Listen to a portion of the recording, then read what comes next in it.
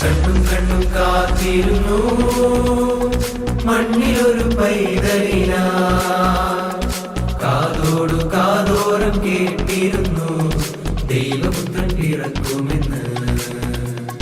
കാതോടു കാതോരം കേട്ടിരുന്നു ദൈവപുത്രൻ പിറക്കുമെന്ന്.